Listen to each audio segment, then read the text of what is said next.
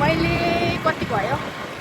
2 महिना भयो होला घुम्नु जाउँ भनेको फुललाई बल्ल बल्ल आज हामी घुम्नु जाँदैछु कतातिर हामी कति हो स्कुटी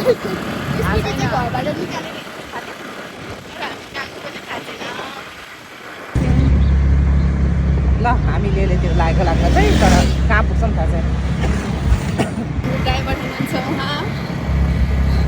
पाइलट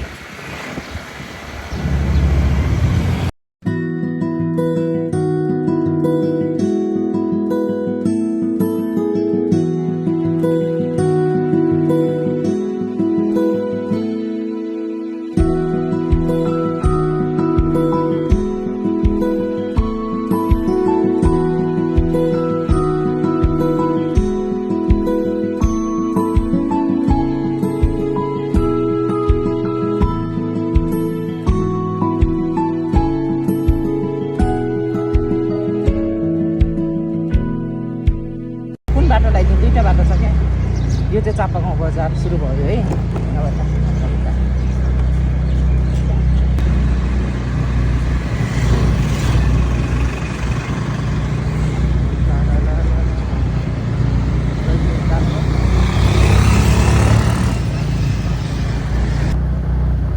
साझा बस साझा यातायात पनि आउँछ है लगनसम्म जान्छ यहाँनिर यताको बाटो चाहिँ ठुलो रहेछ है हाम्रो साथीभाइहरूलाई तलको भन्दा यता बाटो ठुलो रहेछ बिचबिचमा सानो छ बिचबिच सानो ठाउँमा ठुलो पनि छ यहाँ चाहिँ फराकिलो छ यहाँ पनि ठुलै बजार रहेछ अनि चापागाउँ बजारै हो त हाम्रो चाहिँ फर्स्ट टाइम हो हाम्रो होइन हौ कविता तेरो मेरो चाहिँ फर्स्ट टाइम हो मैले ठुलो मेरो त फर्स्ट टाइम मेरो साथीभाइहरू नभएपछि फुपूलाई कति दिन रिक्वेस्ट गरेँ हिजो पनि जाने भनेर हामी रेडी भएको खासमा चाहिँ तर यहाँ मान्छे आउनुभयो घरमा अनि हामी जानु पाएनौँ यो चापागाउँको बजार अब चापागाउँ बजार छोडेर हामी पाल्न पर्ने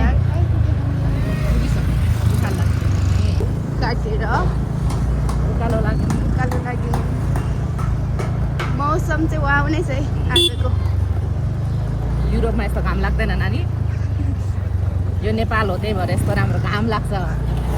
बुझिस् घाम चाहिँ वाउ नै देखा यहाँ यो नेपाल हो त्यही भएर यस्तो धुलो हुन्छ माटो हुन्छ धुलो माटो भए पनि राम्रो छ है केही छैन दुःखहरू देखाइदिए यो नेपाल हो त्यही भएर हाम्रो यस्तो हरियो वन हुन्छ त्यही त्यस्तो जुम गरेर यो नेपाल हो यसै भएर यहाँ हरियो वन पनि छ रुख पनि छ चक्क घाम पनि लागेको छ घाम पनि चट यहाँनिर यस्तो राम्रो बाटोहरू छ बाटो पनि राम्रो हामी बाटोहरू तर त्यो के अरे बसमा आउनु आँटेको थियौँ साझामा तर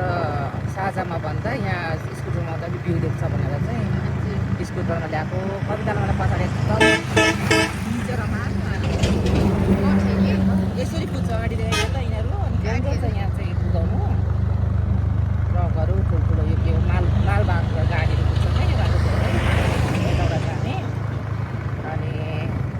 अलिक डेन्जर छ तै पनि यहाँ आत्मरी बारीको घरहरूले गर्दा यो कस्तो राम्रो छ गाउँहरू फेरि बसेको फेरि होइन कहाँबाट पुगिन्छ कहाँको जान्छ ऊ माथि रोड रहेछ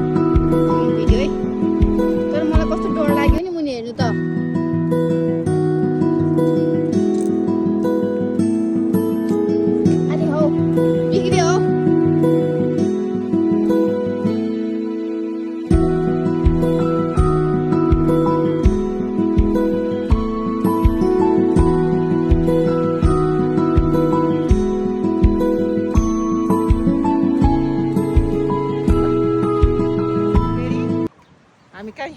पुगेका छौँ न त लेले हामी अहिले कहाँ छौँ नजिकै लेलेको छेउमै छौँ यो ठाउँको नाम त आउँदैन मलाई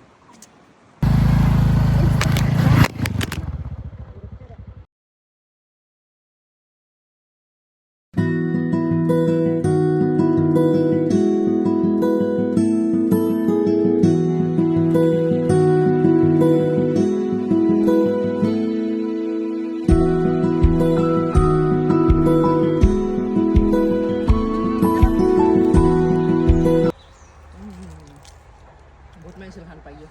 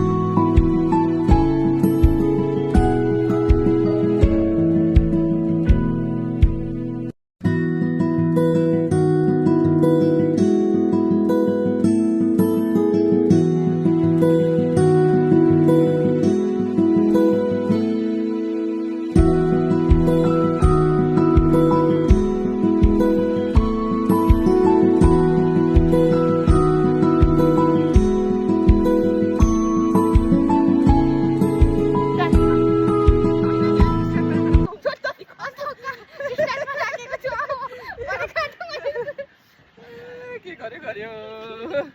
बिगार्यो हेरौँ न